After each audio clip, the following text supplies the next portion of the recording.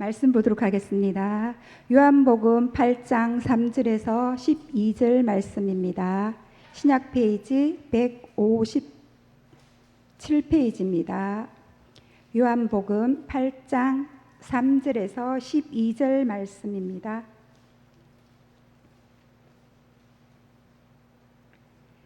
요한복음 8장 3절에서 12절 말씀입니다. 교독하겠습니다. 저거 한 절 읽고 같이 교독하겠습니다.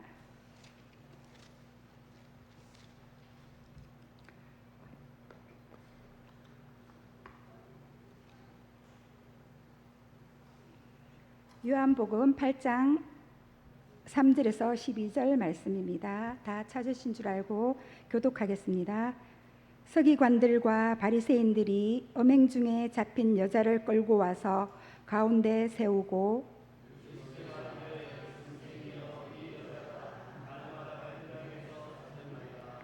모세는 율법에 이러한 여자를 돌로 치라 명하였거니와 선생은 어떻게 말하겠나이까?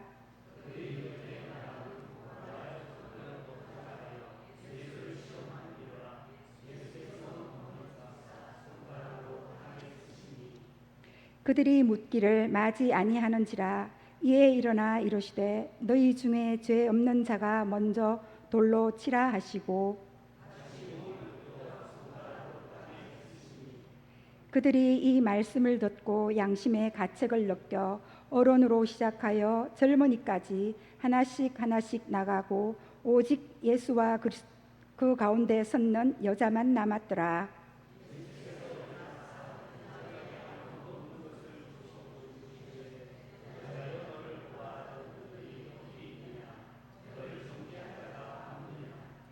대답하되 주여 없나이다. 예수께서 이르시되 나도 너를 정죄하지 아니하노니 가서 다시는 죄를 범하지 말라 하시니라.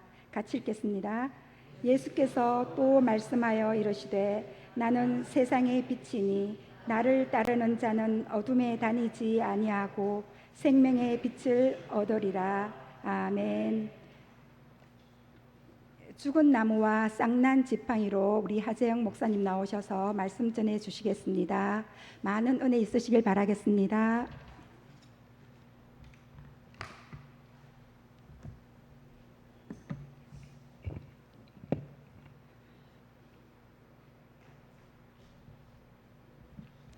앞뒤좌우로 인사하겠습니다. 오전보다 멋있어지셨습니다.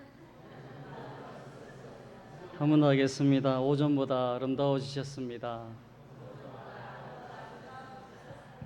밥이 맛있었어. 감사합니다. 오늘 읽은 말씀은 지금 청년들과 함께 계속해서 나누고 있는 말씀입니다. 간음하다 잡힌 여인을 서기관들과 바리새인들이 잡아와서 예수께 던져놓고는 이 여자를 어떻게 해야 됩니까? 모세의 율법으로는 돌로 쳐 죽이라 했습니다. 하자 예수님께서 이런저런 행동을 보이시고 끝에 그 여인을 향해서 나도 너를 정죄하지 아니하노니 다시는 가서 죄를 범하지 말라 하시면서 나를 믿는 자는 생명의 빛을 얻어 세상의 빛으로 살아간다라는 말씀을 전하셨습니다. 이 말씀을 가지고 청년들과 함께 오늘 세 번째로 하나님의 용서, 다시 말해 하나님의 자비, 그리고 하나님의 사랑이라고 할 수 있는 것과 하나님의 공의, 즉 하나님의 공의와 사랑이 어떻게 조화를 이루는가에 대해서 세 번째로 이 말씀을 나누고 있는 중입니다.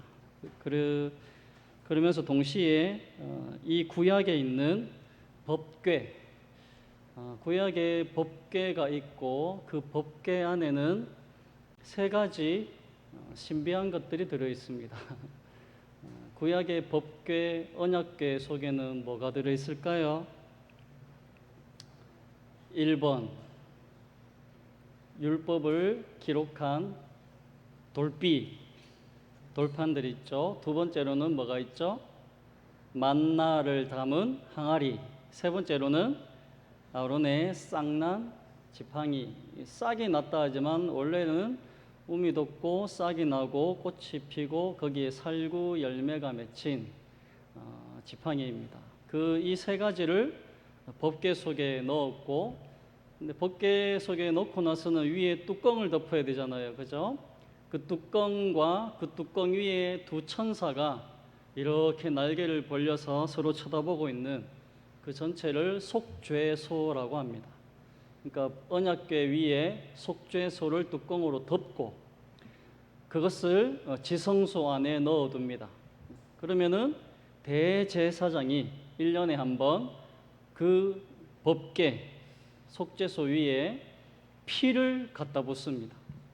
근데 그 언약궤와 속죄제는 금으로 만들었습니다.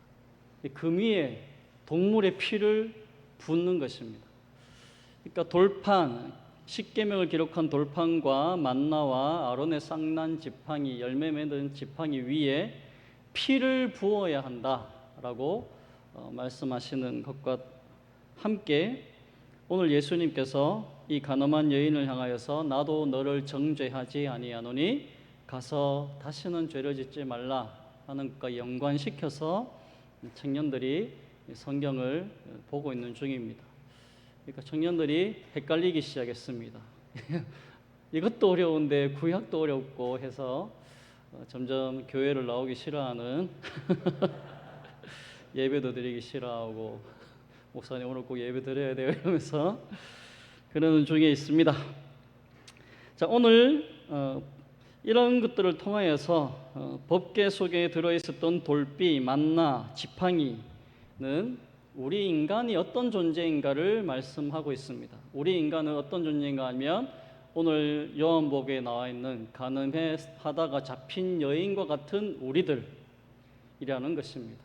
언약궤 안에 들었던 두 돌판과 만나를 담은 항아리와 쌍난 지팡이도 그게 우리로 봤을 때는 엄청 기적적인 것들인데 그게 우리 존재, 죄인된 우리 존재를 말하는 것이다 라고 그 상징을 해석하고 있는 중입니다. 오늘은 마지막으로 쌍난 지팡이에 대해서 말씀을 나누려고 합니다. 언약궤 안에 들었던 쌍난 지팡이, 열매 맺은 지팡이는 민수기 16장, 17장에 기록되어 있습니다. 이 사건을 이해해야만 법궤 속에 왜 그 세 가지 물건이 들어있었고 그 위에 속죄서를 얹어 피를 부어야만 했는가가 오늘 해결이 되는 시간입니다. 민수기 16장에 보면 1절부터 이런 기록이 나와 있습니다. 민수기 16장 1절에 레위의 증손 고핫의 손자 이스라엘의 아들 고라와 루벤 자손 엘리압의 아들 다단과 아비람과 벨렛의 아들 오니 당을 짓고 이스라엘 자손 총회의 택함을 받은 자 곧 회중에 유명한 어떤 족장 250인과 함께 일어나서 모세를 거스리니라. 그들이 모여서 모세와 아론을 거스려 그들에게 이르되 너희가 분수에 지나도다. 회중이 다 각각 거룩하고 여호와께서도 그들 중에 계시거늘 너희가 어찌하여 여호와의 총회 위에 스스로 높이느뇨. 고라를 중심으로 한 다단, 아비람, 온 이 4인방이 당을 지어서 그들을 쫓는 250인의 족장과 함께 모세와 아론에게 달려와서는 덤비는 사건입니다. 오늘 읽었던 요한복음에 서기관들과 바리새인들이 가늠하다 잡힌 여인을 데리고 와서 예수님에게 와서 덤비고 있는 상황과 비슷하다 생각하시면 되겠습니다. 그래서 모세가 그 당을 지어온 자들에게 이렇게 얘기를 합니다. 그래, 우리가 마음에 들지 않는다면 하나님께서 누구를 선택했는지 한번 해보자. 너희는 너희끼리 향로에 불을 담아가지고 나오고 하나님 앞에 나와서 서보라. 나와 아론도 하나님 앞에 향로를 준비해서 향을 하나님께 드렸을 때 누구의 것을 받으시는지 보자.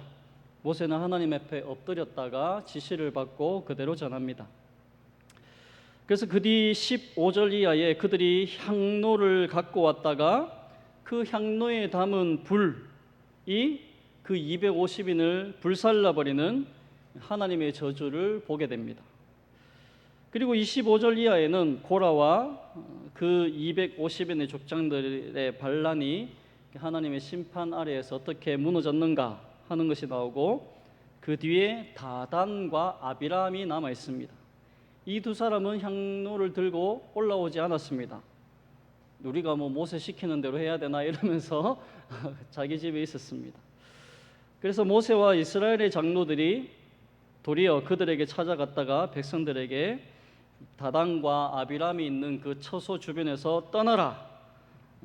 그래서 떠나고 지진이 일어나서 다단과 아비람과 그 처자들과 유아들까지 다 삼키는 사건이 일어납니다. 그 지진 속에 그 다단과 아비람이 그냥 다 그 가족들이 다 멸망을 받은 것입니다. 41절에 고라와 다단과 아비람과 온이 멸망한 후에 이 모든 하나님의 심판을 본 이스라엘 백성들의 반응이 나옵니다. 여러분, 우리가 이런 하나님의 심판을 보면 우리는 당장 어떻게 하겠어요?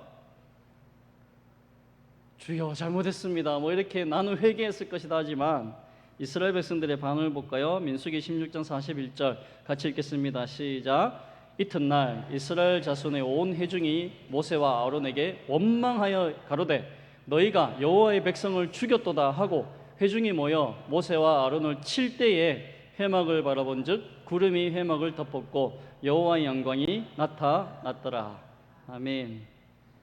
이렇게 하나님의 영광이 나타나고 그들 중에 연병이 시작되어서 모인 회중의 14,700명이 그 자리에서 죽게 됩니다. 그리고 나서 17장에 오면 하나님께서 더 이상 이 백성들을 그대로 놔뒀다가는 다 죽게 되었기 때문에 자, 각 지파 12지파의 리더들이 지팡이를 막대기를 가지고 와라. 그리고 아론도 막대기를 가지고 와라 이래가지고 하나님께서 어느 지파 누구를 선택했는지를 알게 하는 일을 행하십니다. 그리고 법궤 앞에 각 지파대로 막대기 12개 지팡이에 각 지파의 이름을 쓰고 법궤 앞에 갖다 놨다가 그 다음 날 아침에 꺼내보니까 아론의 막대기에만 싹이 나고 열매가 맺히고 나머지는 지팡이 막대기 그대로였다라는 말씀입니다. 그래서 하나님께서 이 아론과 모세를 선택한 것인 줄 백성들로 알게 했습니다. 17장 10절에 보시면 끝에 이렇게 나와 있습니다. 같이 읽을게요. 시작. 여호와께서 또 모세에게 이르되 아론의 지팡이는 증거궤 앞으로 도로 가져다가 거기 간직하여 패역한 자에 대한 표징이 되게 하여 그들로 내게 대한 원망을 그치고 죽지 않게 할지니라. 이 쌍난 지팡이 열매 맺는 지팡이가 어떤 사건과 경위로 법궤에 들어가게 됐는가를 살펴봤습니다. 이제부터 살펴보려 하는 것은 이 사건 끝에 나오는 이 지팡이, 열매 맺은 지팡이가 앞에 있었던 그 고라와 당을 지은 것에 어떤 의미의 답이 되는가 추적해 보려고 합니다. 즉 고라를 중심으로 한 250인의 모세와 아론을 거스린 사건이 뭐고 거기에 대해서 백성들이 항복하지 않은 것이 무엇이고 또 거기에 대해 하나님은 왜 이 지팡이를 하필 가져와라 해서 거기에 열매 맺는 걸로 답을 하셔야 되는가 하는 것이 오늘 본문에서 꼭 기억해야 되는 것들입니다. 그리고 이걸 그 열매 맺은 지팡이를 왜 다시 법궤 안에 넣어서 법궤 위에 속죄소를 덮어서 그 위에 또 피를 붓게 하시는가 이것까지 연결이 되는 말씀입니다. 옆에 분들에게 이렇게 물어봅시다. 상당히 복잡하죠? 네, 상당히 복잡합니다. 16장에 다시 돌아가면 이 사건은 상당히 재미있는 사건입니다. 고라가 다단, 아비람, 온 부추겼고 250인의 족장들을 자기네 편으로 끌어서 모세와 아론 앞에 와서 뭘 지금 싸움을 걸고 있는가를 보셔야 됩니다. 이들이 걸어온 싸움은 이겁니다. 모세와 아론의 지위를 탐하는 것입니다. 너희만 잘났느냐? 우리도 거룩한 하나님의 백성인데 이랬던 것입니다. 이 싸움은 뭐냐면 레위인 중에 하나님께서 제사장 아론의 모세와 아론은 다 레위인인데 아론과 그 자손들이 제사장의 직분을 감당하게 하고, 똑같은 레위인인데 다른 레위인들은 제사장이 아니라 성전의 일들을 맡아서 하게 합니다. 그게 신경질이 났는지 이 레위인들이 고라를 중심으로 해서 모여와서 우리도 제사장의 직분을 하고 싶다 이런 거죠. 너희만 잘났느냐? 너희만 리더가 될 수 있느냐? 우리도 선택받은 백성인데 그들의 지위, 그들의 명예, 그들의 자리를 탐했던 것입니다. 그런데 이 싸움은 모든 인간의 본능이죠. 고대 사회에도 보면 왕들이 신을 도입합니다. 신을 도입할 때 그 신을 도입하는 예가 진짜 살아있는 신을 위해서 왕의 제도에 도입하는 게 아니라 왕 자신이 나는 신적인 존재다, 그러기 위해서 신을 도입하는 것이 대부분입니다. 그러니까 신이 있어서 그 신을 경배하는 게 아니라 나는 신적인 존재다라고 왕 자신을 높이기 위해, 자신의 이익을 위해서 통치권을 위한 부수적인 장식물로 신을 등장시킵니다. 대표적으로 중국이 그랬죠. 천자, 왕을 천자, 하늘의 아들로 불렀습니다.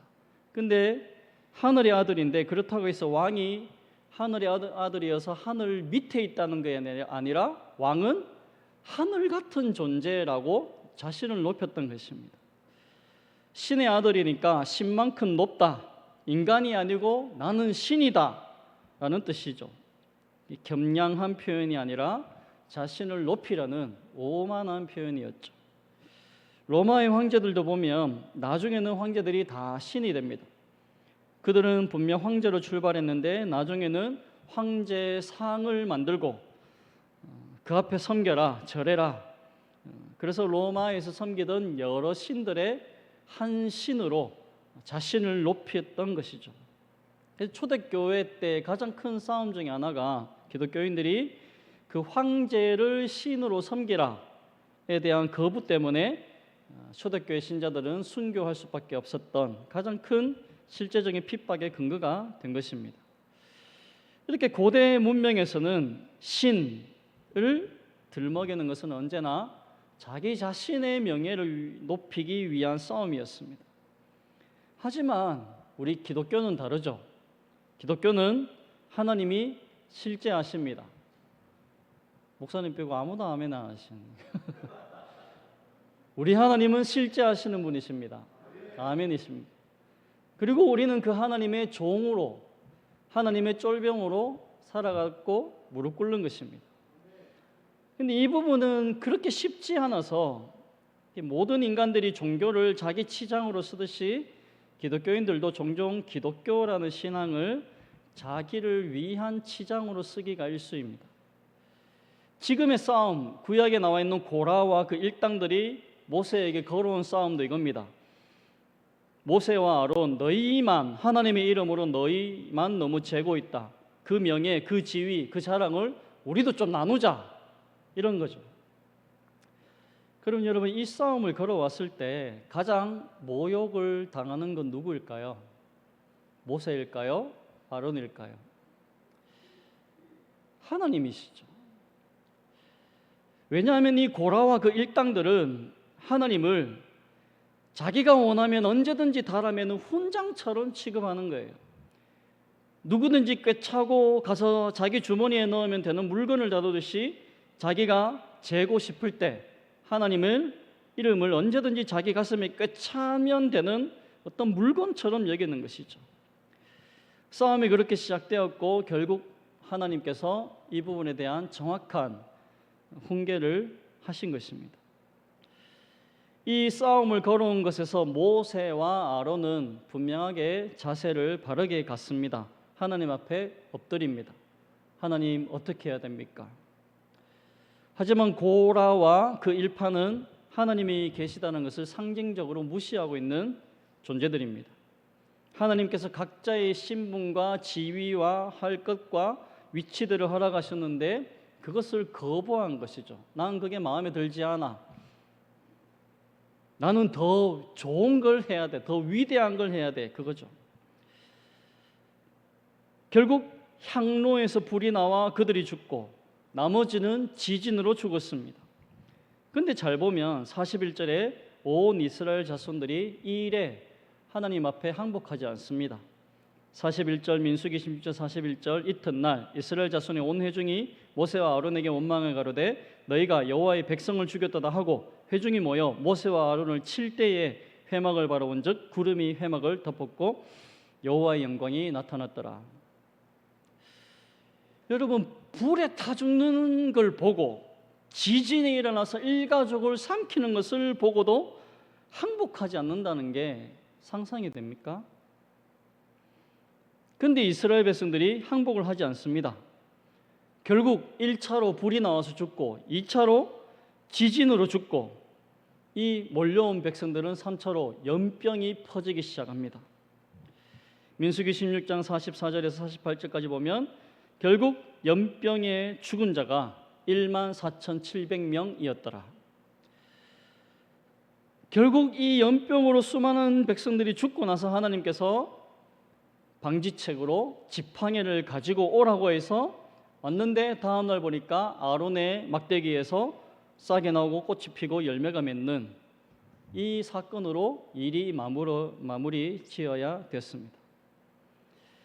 그러면 이걸 보셔야 됩니다. 왜 하필 지팡이에 열매가 맺히는 것으로 이 사건을 하나님이 푸시냐 하는 것이죠.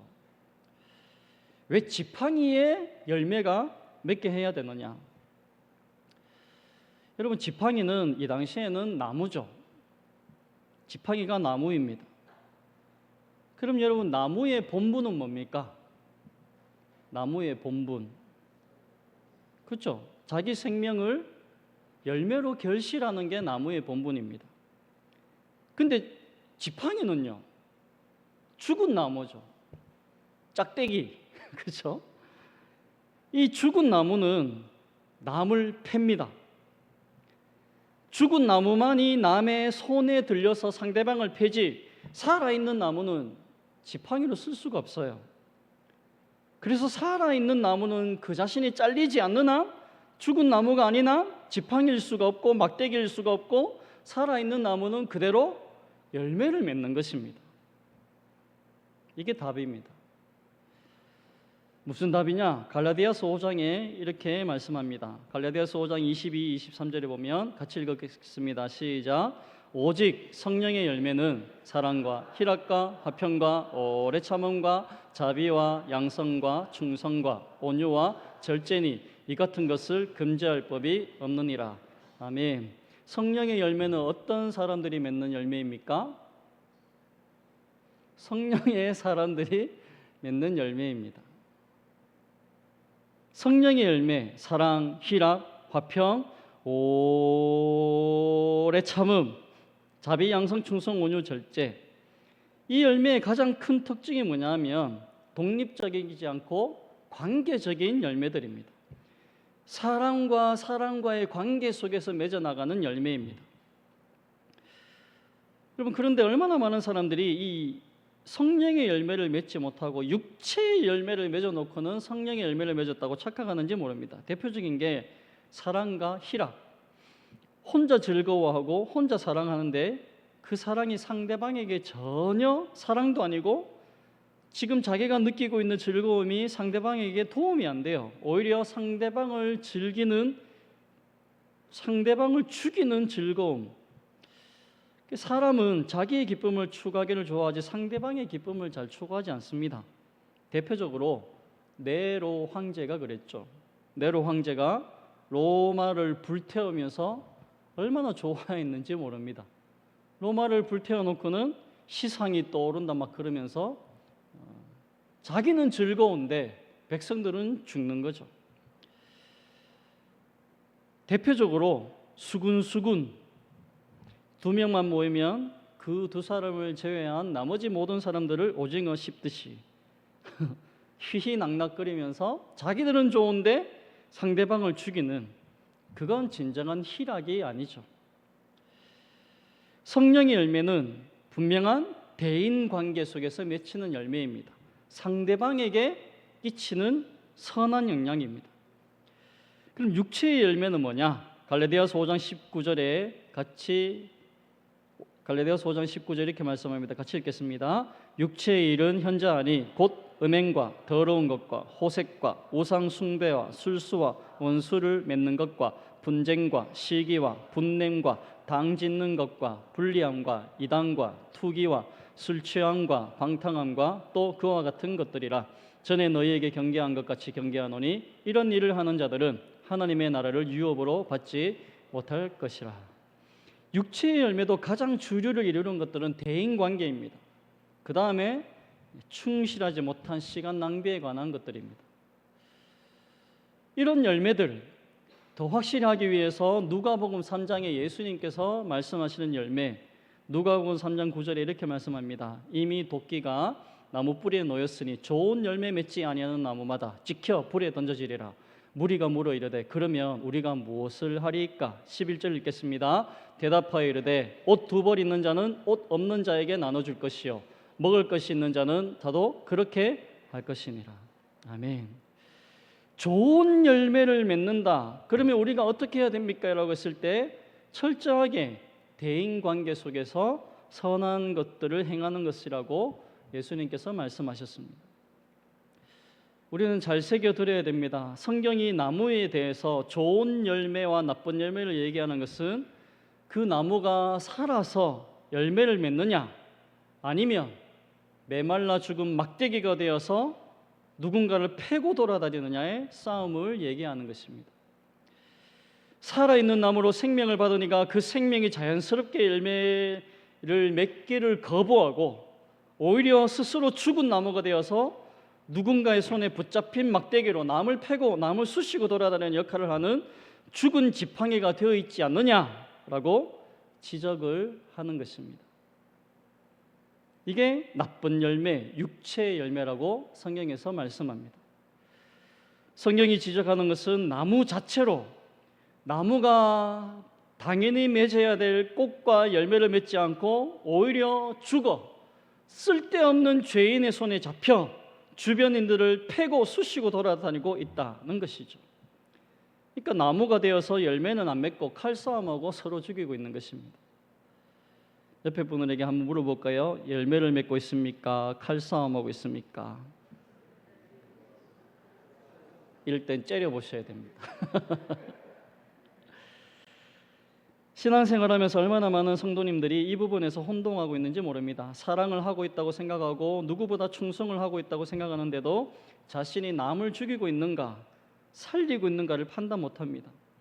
오늘 바리새인과 서기관들이 자신들은 누구보다 종교심이 많고 하나님이 기뻐하시는 사람이라 했는데 가나마다 잡힌 여인을 데리고 와서는 그 여인을 죽이려고 덤벼든 것입니다. 고라와 그의 당들이 250인을 데리고 와서 모세와 아론을 그 자리에서 끌어내리려고 한 것과 같은 것입니다. 저는 이런 분들을 교회 사역을 하면서 얼마든지 만나봤습니다. 교회 사역하면서 제일 무서운 분 중에 하나가 누구냐면 40일 금식 기도하고 내려오신 분은 40일 금식 기도하고 오시면 그 다음 날부터 뭐 하냐면 목사님은 금식 기도 안 하세요 부터 시작해서 그건 성령의 열매가 아니라 40일 금식하면서 사탄하고 고소톱치다가 내려오신 분이 아닐까 뭐 이런 얘기도 하고, 어떤 분들은 부흥사경회를 갔다 와서 나는 성경을 제대로 깊이 깨닫고 왔어요. 성경을 제대로 깊이 깨닫고 왔는데 그때부터 뭐하냐면 교회에서 편 갈라놓기를 시작합니다. 그걸 배운 사람과 배우지 못한 사람, 아직도 그거 모르나 이러면서 급으로 나누죠. 그 은혜를 잘못 받은 것입니다.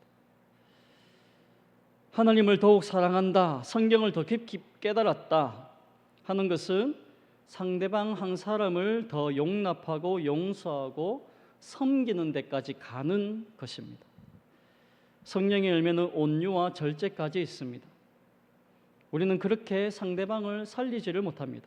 기다려주지 못하고 오히려 자기가 잘난 것을 증명하고 싶어하는 것밖에 없습니다. 그건 기독교가 아닙니다. 그리고 그것이 오늘 싹나고 꽃피고 열매 맺는 지팡이가 등장해야 되는 이유입니다. 민수기 16장 17장 사건을 다시 머릿속으로 그려보셔야 됩니다. 고라와 다단과 아비람과 온이 250인의 족장을 데리고 올라왔습니다. 그걸 하나님이 싫어했다는 것이 어디서 판결이 났냐 하면 그들이 들고 왔던 향로에 불이 나와 그들을 불태워 버렸습니다. 그래서 백성이 깨달았습니까? 깨닫지 않았습니다. 항복하지 않았습니다. 거기에 올라오지 않았던 아비람과 다단이 자기 장막에 서 있었습니다. 살기가 등등했습니다. 그러자 두 번째 심판을, 이것이 우연이 아니라 하나님의 심판인 것을 알기 위해서 여태껏 없었던 방법으로 죽으리니 그 방법은 지진이다. 지진이 일어나서 그 남아있던 아비람과 다단을 중심으로 한 그 모든 당을 지었던 사람들이 지진에 삼켜져 버린 것입니다. 즉 이것은 하나님의 방법이지 인간의 방법이 아니었다. 우연도 아니었다. 하나님의 간섭임을 분명히 보여주신 것입니다. 민수기 16장 28절에서 33절까지 30절에 보면 만일 여호와께서 새 일을 행하사 땅으로 입을 열어 이 사람과 그들의 모든 소속을 삼켜 산채로 음부에 빠지게 하시며, 자, 이런 일이 그들의 눈앞에 일어나도 이스라엘 백성들이 하나님 앞에 항복하거나 무릎 꿇은 것이 아니라 몽땅 뛰어나와서는 모세와 아론을 쳤다라고 말합니다. 그래서 뭐가 생겼습니까? 연병이 생겼습니다. 네게프, 강타하다, 때리다, 처부수다. 하나님께서 강력한 전염병이 퍼지게 하신 것입니다. 오늘 이 아론의 열매 맺는 지팡이에서 꼭 전해야 할 중요한 메시지가 이제 이렇습니다. 만일 우리가 이 사건 속에 있었다면 우리는 언제쯤 회개했을까요? 우리가 이 사건 속에 있었다. 1번, 향로에서 불이 났을 때 회개했을 것이다. 2번, 지진이 일어났을 때 회개했을 것이다. 3번, 연병이 돌았을 때 돌이켰을 것이다. 4번, 아론의 지팡이에 꽃이 피고 열매가 맺히는 걸 보고 돌이켰을 것이다. 이렇게 생각하시는 분들도 있을 것입니다. 아이고, 우리는 아예 그 편에 안 들고 처음부터 모세 편을 들었을 거예요. 그건 정답 보고 답을 뺏기는 것이죠. 우리가 아니라 평균치의 인간이 이 사건에 있었다면 언제쯤 회개했을까요? 성경이 하고 싶은 얘기는 그겁니다. 회개하지 않는다. 회개했다면 술, 담배 끊고 정욕과 욕심 버리고 남을 비방하고 수군거리는 자신의 입을 꿰매고, 우리 청년들은 적어도 자기 나이만큼은 성경을 읽으려고 성경을 펴들고 있었겠죠. 제가 여러분을 맡은 지 3년인데 적어도 3독은 했을 거라 생각하는데 멀었죠. 우리는 늘 속습니다. 우리는 아무도 지진이 일어나는 걸 보고 회개한 것도 아니고 불이 나오는 걸 보고 회개한 사람도 아닙니다. 그러면 우리는 어떻게 회개한 사람입니까? 우리는 어떻게 돌이킨 사람입니까? 우리는 그 어떤 것에도 항복하지 않아서 그걸 법궤 속에 넣고 그 위에 피를 흘려서 고칠 수밖에 없었다라고 말씀하시는 겁니다. 나는 지진을 보고 돌이켰기 때문에 당신은 하다못해 쌍난 지팡이라도 보고 돌아오십시오라고 하고 싶지 않습니까? 그런 분은 심각하게 틀려 계십니다.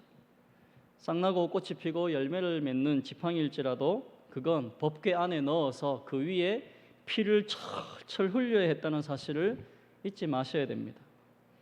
즉 지팡이에서 열매를 맺는 것까지도 아직 해결이 안 된 것입니다. 성경이 이걸 얘기하고 싶은 것입니다. 요한복음은 처음부터 끝까지 이걸 지적합니다. 인간들은 그 많은 기적을 보면서도 그 기적으로 인해 돌이키지 않는다는 겁니다. 예수님께서 태어날 때 동방박사가 오고 하늘의 별이 비추고 있지만 그 어떤 것으로도 인간은 하나님 앞에 항복하지 않았습니다. 예수님이 공생애를 사역을 시작하시면서 수많은 기적을 일으키고 38년 된 병자를 고치고 죽은 자를 일으켜도 인생들이 항복하지 않았습니다. 그래서 어떻게 할 수밖에 없었다? 예수님이 십자가에 죽을 수밖에 없었습니다. 이것도 안 되고 저것도 안 돼서 취한 행동이 아니라 처음부터 예수님은 그것 때문에 죽으려고 오신 것입니다. 인간은 늘 그랬습니다. 베드로를 볼까요? 너희는 나를 누구냐 하느냐? 베드로가 주는 그리스도이시요 살아계신 하나님의 아들이십니다. 얼마나 멋진 답을 했습니까? 그러자 예수님이 베드로야 너는 정말 똑똑하구나. 이것을 알게 한 것은 네 지식이 아니라 하나님 아버지의 뜻이다. 이제 내가 죽었다가 사흘 만에 부활해야 된다. 나는 사람들의 손에 팔려 죽을 것이다. 여기서 끝났으면 얼마나 좋겠어요. 이때 베드로가 주님 내 죄 때문에 십자가에 죽으러 오셨군요 라고 회개했으면 좋겠는데 그게 아니라 예수님 어디 십자가에 죽어요? 그건 택도 없는 소리입니다 라고 예수님을 꾸짖었다라고 말합니다. 예수님의 십자가를 베드로가 거절하고 거부했습니다. 주는 그리스도시요 살아계신 하나님의 아들입니다 라고 그렇게 멋진 고백을 했던 자가 십자가를 거부했습니다. 그러자 예수님이 뭐라고 말씀하셨습니까? 베드로에게 사탄아 내 뒤로 물러가라. 너는 나를 넘어지게 하는 자로다. 우리는 베드로가 깨우쳤다라고 생각합니다. 주는 그리스도시요 살아계신 하나님의 아들입니다. 그런데 그것까지도 아니라는 겁니다. 왜요? 이 베드로가 예수님 십자가 앞에서 칼 꺼내들고 대제사장의 종의 귀를 잘라버리는 데까지 했잖아요. 그리고 십자가 앞에서 예수님을 3번이나 모른다고 부인하고 도망쳐버렸잖아요. 낚시나 하러 가자. 물고기 잡으러 갔죠. 결국 어느 것으로도 안 된다는 겁니다. 결국 어떤 방법밖에 없다. 예수님이 십자가에 죽는 수밖에 우리를 고치는 방법이 없는 것입니다. 그래서 복음서 어떤 복음서든지 끝에는 예수님이 십자가에 죽으시는 사건이 나오는 것입니다. 구약에도 법궤가 등장하는 이유는 그것입니다. 법궤 위에 속죄소를 뚜껑으로 덮습니다. 거기에 피를 붓습니다. 법궤를 피로 덮어야 하는 것입니다. 그 안에 3가지가 뭐가 들었습니까? 첫 번째로 십계명이 적힌 돌판. 여러분 이 돌판은 첫 번째 돌판이 아닙니다. 기억나십니까? 하나님이 기록해 준 첫 번째 돌판은 어떻게 했죠? 모세가 들고 내려왔는데 이스라엘 백성들이 밑에서 우상 숭배를 하고 금송아지 세워놓고 하니까 돌뼈를 던져버렸잖아요. 깨뜨려 버렸잖아요. 십계명과 율법을 줘도 그걸 못 지키는 인간들이라는 것입니다. 두 번째 뭐가 들었죠? 만나가 든 항아리. 이 만나는 무슨 만나예요? 어떻게 하나님이 주신 겁니까? 하나님 우리 배고파서 못 살겠다고 이집트로 돌아가자고 해서 주신 거 아닙니까? 그런데 그 원망과 불평이 언제 나왔습니까? 홍해를 건너자마자예요. 홍해에서 실컷 바캉스 즐겨놓고 그렇죠? 수영복도 마르기 전에 돌아가자 이집트로. 거기에는 고기 까마가 있고 국물이라도 먹었다. 우리는 떡매치는 떡매라도 있었다. 우리 죽이려고 배고파 죽이려고 이 광야로 데리고 왔냐? 그 불평의 하나님이 만나를 40년 동안 허락해 주셨는데 이스라엘 백성들이 믿었습니까? 안 믿었습니까? 안 믿었죠. 이렇게 너희의 먹을 것을 채워줘도 너희가 나를 믿었더냐? 안 믿었지 않느냐? 그 위에 피를 부으셔야 되는 겁니다. 세 번째, 쌍난 열매 맺는 지팡이가 제시하는 건 뭡니까? 얼마나 많은 심판을 보여줘도 인간들이 항복하지 않아서 결국 이걸 세울 수밖에 없느냐는 거죠. 쌍난 지팡이 자체가 열매 맺는 지팡이 자체가 해결책이 아닙니다. 불이 나오는 심판 보고 기어오르고 지진이 나도 기어오르고 연병이 퍼져도 기어올라서 그들의 입을 막기 위해서 하나님이 열매 맺는 지팡이를 두신 것입니다. 그러나 그게 답이 아니라 그걸 언약궤에 넣어서 그 위에 피를 붓습니다. 우리는 하나님께서 그 영광을 내게 제대로 보이시면 낱낱이 하나님께서 그 비밀을 설명하시면 나는 잘 믿을 거다 착각 속에 있습니다. 우리는 말로 해서 돌이키는 사람들이 아닙니다. 그런 사람은 없습니다. 성경에서 선언하는 게 분명히 이거죠. 의인은 없나니 하나도 없도다. 로마서 3장 9절. 그러면 어떠하냐? 우리는 나으냐? 결코 아니라. 유대인이나 헬라인이나 다 죄 아래 있다고 우리가 이미 선언하였느니라. 기록한 바 의인은 없나니 하나도 없으며 깨닫는 자도 없고 하나님을 찾는 자도 없고 다 치우쳐 한 가지로 무익하게 되고 선을 행하는 자는 없나니 하나도 없도다. 근데 우리는 자꾸 착각을 합니다. 나는 저 메마른 막대기가 아니라 나는 열매 맺는 지팡이야. 조심하셔야 됩니다. 저와 여러분들은 다 죽은 나무 꼬쟁이들입니다. 오늘 요한복음으로 치자면 우리는 다 가늠하다 잡혀온 여인들입니다. 우리는 몽땅 죽은 지팡이에 불과합니다. 지팡이끼리 일어나서 서로 전쟁하고 죽이고 있는 겁니다. 아무도 참답게 뿌리를 내리고 자기 생명으로 말미암는 꽃과 열매를 맺고 있지 못한 것입니다. 그걸 성경이 지적합니다. 여러분, 살아있는 나무끼리 칼싸움하는 거 봤습니까? 아니죠. 살아있는 나무들은 열매를 맺죠. 죽은 나무는 칼싸움합니다. 어떤 죄인의 손에 잡혀 자기도 모르는 칼춤을 출 수 있습니다. 그러나 하나님께서 그러한 우리를 예수 그리스도의 피로 말미암아 중생시키고 구원하셨다라고 성경이 선언하고 있는 것입니다. 그렇게 예수님의 피를 흘려 얻은 열매가 우리들입니다. 이 기쁨을 잊지 마십시오. 따라서 우리는 자기 자랑을 할 사람이 아무도 없습니다. 남을 경멸할 수도 없습니다. 오직 은혜를 입은 자의 감사만 있는 것입니다. 이것이 복음의 복음된 메시지입니다. 한번 고백할까요? 오직 은혜를 입은 자의 감사만 있다. 은혜를 입은 자의 감사만 우리 속에 있는 것입니다. 우리가 잘나서도 아니고 깨우쳐서도 아니고 하나님께서 참으로 이해할 수 없는 그 큰 은혜 속에 우리를 그 피로 덮어 우리가 이 자리에 다 있는 것입니다. 우리는 교회에 올 때마다 이걸 깊이 새겨야 됩니다. 나는 예수의 피로 덮어져 이 자리에 오는 것이다. 그렇게 은혜로 우리를 덮어서 올라온 우리들에게 주님이 뭐라고 말씀하십니까? 나도 너를 정죄하지 않노라. 잘 왔다. 난 네가 좋아. 오전에 목사님 들었던 음성처럼 그렇게 말씀하시는 겁니다. 혹시 여러분 중에 이런 분 있습니까? 나는 아니에요.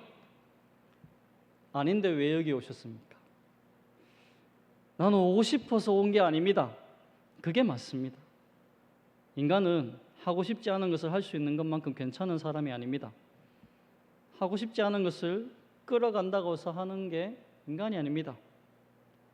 그러면 우리는 여기에 왜 앉아 있느냐? 그게 불가사의인 것입니다. 옆에 분들에게 이렇게 축복합시다. 당신이 여기에 오신 건 10대 불가사의입니다. 여러분이 여기에 오신 건, 저도 여기에 온 건 10대 불가사의입니다. 우리가 이 자리에 있는 것만큼 우리의 인생이 우리 손에 있지 않고 어떤 하나님의 큰 은혜의 손길 속에 있어서 우리가 이 자리에 앉아 있는 것입니다. 얼마나 덥습니까? 비도 오고. 그런데 우리는 이 자리에 앉아 있습니다. 불가사의죠. 이 자리에 오면 로또 1등 당첨되게 해주겠다는 약속도 없습니다. 그런데 이 자리에 와 있죠. 이것보다 신기한 게 없죠. 예배의 자리에 와 있는 것. 따라서 여러분 속지 마셔야 됩니다. 나는 좀 괜찮은 인물일 거야 생각을 버리십시오. 아무도 괜찮은 인물이 없습니다. 구원 얻은 자 중에 조건으로서 남보다 나은 자가 없습니다. 결국 그리스도의 피만이, 법계 위를 덮는 피만이, 오늘 우리가 나왔을 때 우리를 덮는 예수의 피만이 나도 너를 정죄하지 않노라. 내가 너를 나의 사람으로 쓰겠다. 내가 네 인생을 붙들어 열매 맺게 해주겠다. 그게 은혜이고 구원입니다. 우리가 믿겠다고 해서가 아니라 하나님께서 우리를 데려다 앉혀놓고 우리를 씻어주시고 입혀주시고 자라게 하시고 열매 맺게 하신 것입니다. 에스겔서 16장에 분명히 이 사건에 대해서 이렇게 말씀합니다. 너의 난 것을 말하건대 네가 날 때 내 배꼽줄을 자르지 아니하였고 너를 물로 씻어 정결하게 하지 아니하였고 내게 소금을 뿌리지 아니하였고 너를 강보에 사지도 아니하였나니 아무도 너를 돌보아 이 중에 한 가지라도 네게 행하여 너를 불쌍히 여긴 자가 없었으므로 네가 나던 날에 내 몸이 천하게 여겨져 네가 들에 버려졌느니라. 내가 여기 내는 하나님입니다. 네 곁으로 지나갈 때 네가 피투성이가 되어 발짓하는 것을 보고 네게 이르기를 너는 피투성이라도 살아있으라. 다시 이르기를 너는 피투성이라도 살아있으라 하고 내가 너를 들의 풀같이 많게 하였더니 네가 크게 자라고 심히 아름다우며 유방이 뚜렷하고 내 머리털은 자랐으나 네가 여전히 벌거벗은 알몸이더라. 내가 네 곁으로 지나며 보니 네 띠가 사랑을 할 만한 때라. 내 옷으로 너를 덮어 벌거벗은 것을 가리고 네게 맹세하고 언약하여 너를 내게 속하게 하였느니라. 나 주 여호와의 말이니라.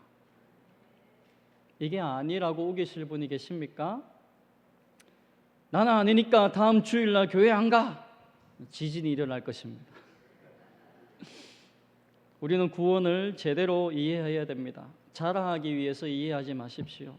은혜가 은혜인 것을 확인하기 위해서 성경을 펼치고 신앙생활을 하셔야 됩니다. 자랑하기 위한 근거를 추적하지 마십시오. 성경을 볼 때에도 은혜에 은혜된 것을 위해서 보셔야 됩니다. 그때 우리는 속죄소를 왜 법궤 위에 놨어야 되는가? 그 만나와 그 돌비와 그 열매 맺은 지팡이 위에 왜 피를 부어야 됐는가? 왜 예수님께서 현장에서 가나마다 붙잡힌 여인을 향해 나도 너를 정죄하지 않노라, 내가 너를 위해 피 흘리러 왔다라고 말씀하시는 것을 우리는 절실히 깨닫는 것입니다. 저와 여러분들은 다 현장에서 가나마다 잡혀온 여인들입니다. 우리는 다 메말라 비틀어진 막대기들입니다. 우리는 얼마나 열매는커녕 죽은 막대기가 되어서 서로를 패고 서로를 찌르고 살아왔습니까? 우리 스스로 먼 꽃을 피우고 열매를 맺은 게 있습니까? 지금 우리는 주님의 음성을 들어야 하는 것입니다. 그런데도 나는 너를 정죄하지 않노라. 내 피를 네 위에 붓겠다. 내가 너희 위에 내 피를 쏟아붓겠다. 그래서 우리의 신앙은 감사밖에 없고 그 예수 그리스도를 알고 자랑하는 자랑밖에 없는 것입니다. 그러므로 저와 여러분들이 이제는 죽은 지팡이가 아니라 은혜로 그 피로 생명을 얻은 나무들이 되어 싹이 맺고 꽃이 피고 열매 맺는 살아있는 나무의 결실을 맺는 자들이 되어야 하는 것입니다. 그게 오늘 마지막 말씀 읽었던 본문의 12절, 예수께서 또 일러 가라사대 나는 세상의 빛이니 나를 따르는 자는 어두움에 다니지 아니하고 생명의 빛을 얻으리라. 저와 여러분들이 이렇게 사람을 살리는 자가 되시지 사람을 죽이는 자가 되지 않고 하나님이 기뻐하시는 열매 맺는 인생이 되시길 예수님의 이름으로 축복합니다. 아멘. 기도하겠습니다. 살아계신 하나님 아버지, 은혜를 감사드립니다.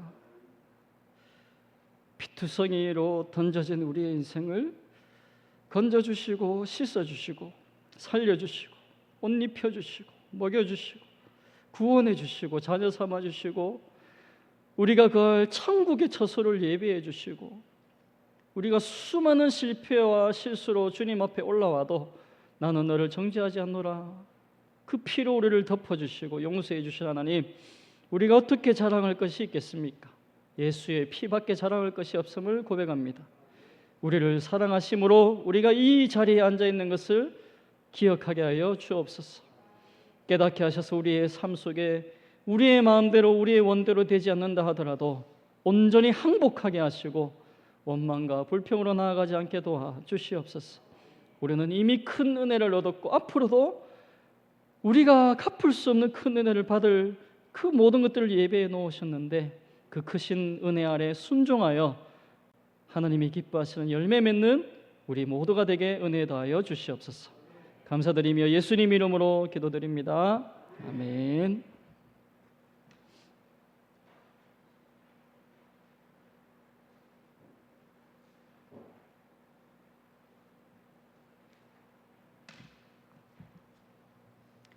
전적 은혜입니다. 감사합니다.